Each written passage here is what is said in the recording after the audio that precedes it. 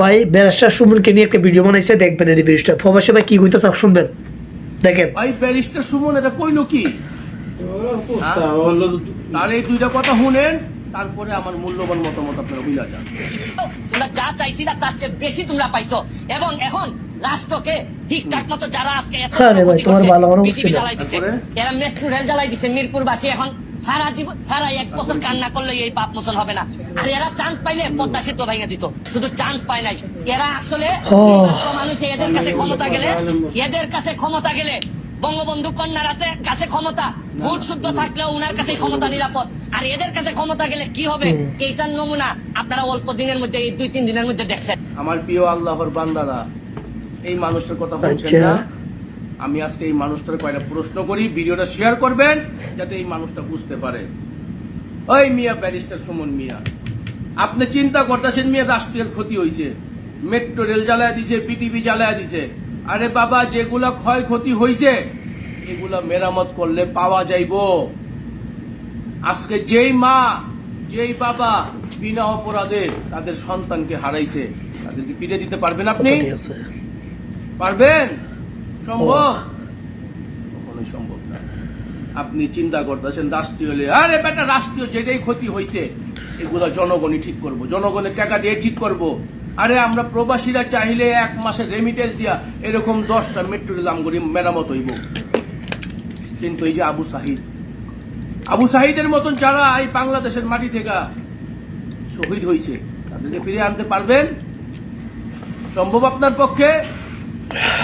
ক্যামেরার সামনে বড় বড় লেকচার দেন, রাষ্ট্রীয় এটা হয়েছে, রাষ্ট্রীয় ওটা হয়েছে, শেখ হাসিনা ছাড়া কেউ দেশ চালাতে পারবে না। যত সহজ করে কথা কন, আরে মিয়া যেই বেটা গুলো আসতা, যেই মা বাবু গুলো সন্তান গুলো হারাইছে, পারলে একজনকে ফিরে আই না, দেন ফিরে আই না। আমি রেমিটের যোদ্ধা ওয়াদা করতেছি, বাংলাদেশের যত ক্ষয়ক্ষতি আমরা রেমিটের যোদ্ধারা দেবো। আপনারা আবু সাহিদকে ফিরে আনতে পারবেন? সম্ভব আপনাদের পক্ষে? মাঝের মধ্যে বন্যার সময় আপনাদের তামসাগুলো দেখতাম, অনেক মানুষ কোন দূরের মধ্যে একটা ঘরের মধ্যে ঝোপড়ার মধ্যে রয়েছে, ওদের এখানে পানি দিয়ে ভরে রয়েছে, এরা কোনো সুযোগ সুবিধা পায় না। একবারে খুঁজা আপনারা যে যাই সাহায্য সহযোগিতা করছেন। কিন্তু যারা এই পর্যন্ত 148 জন 176 জন যে এই পৃথিবীর মায়া ছেড়ে গেছেন তাদের পরিবারের কাছে, গেছেন তাদেরকে সান্ত্বনা দেওয়ার জন্য, জাননি আপনারা। আজকে রাষ্ট্রীয় যতগুলো ক্ষতি হয়েছে সম্পূর্ণ মেরামত করা সম্ভব, কিন্তু যেই মানুষগুলা, যেই মা বাবাগুলো যাদের সন্তানগুলো হারাইছে তাদেরকে ফিরিয়ে দেওয়া সম্ভব আপনার? যদি সম্ভব হয় বলেন। আরে ভাই, আপনি তো আপনার পরিবারের পাঠায় দিয়েছেন আমেরিকার মধ্যে মিয়া, ওই আপনার পরিবারের মধ্যে একজন যদি এখানে সদস্য আজকে বাংলাদেশে শহীদ হইতো না, তখনই আপনি রাস্তার মধ্যে নিজে পড়ে বলতেন আমি এটার বিচার চাই, আমি এটা বিচার চাই। কারণ আপনার তো কোনো কিছু হয়নি, হয়েছে তো আমাদের মতন সাধারণ মানুষের। শুধু অধিকারের জন্য কথা বলতে চেয়েছিলাম, হয়ে গেলাম আজকে আমরা রাজাকার। এগুলা প্রতিবাদ করেন না।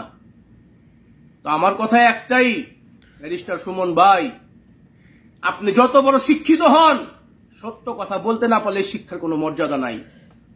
এটা আমি সাধারণ মানুষের কথা আমি মনে করি। যেটা আল্লাহ তাআলা সবাইকে সত্য কথা বলার চেষ্টা করেন, সত্য কথা বলেন। আর যারা এই পৃথিবীর মায়া ছেড়ে চলে গেছে তাদের পরিবারের কাছে আপনি এখনো একবারও গেছেন? তাদেরকে প্রশ্ন করছেন বাবারে যেটা হয়েছে চিন্তা করুন না, একটু সান্ত্বনা দিচ্ছেন? যে সান্ত্বনা দেন নাই, এখানে বড় বড় লেকচার দেন। তো আমার কলিজার ভাইয়েরা, ভিডিওটা শেয়ার করেন যাতে ব্যারিস্টার সুমন আমার এই ভিডিওটা দেখে। কারণ আমি এই মানুষটাকে অনেক ভিডিও করছি, তার অনেক কাজকর্ম আমার কাছে ভালো লাগছে, কিন্তু আজকের এই কথাগুলা আমার এখানে আঘাত লাগছে ভাই। এই জন্য আজকে আমার এই ভিডিওটা করা।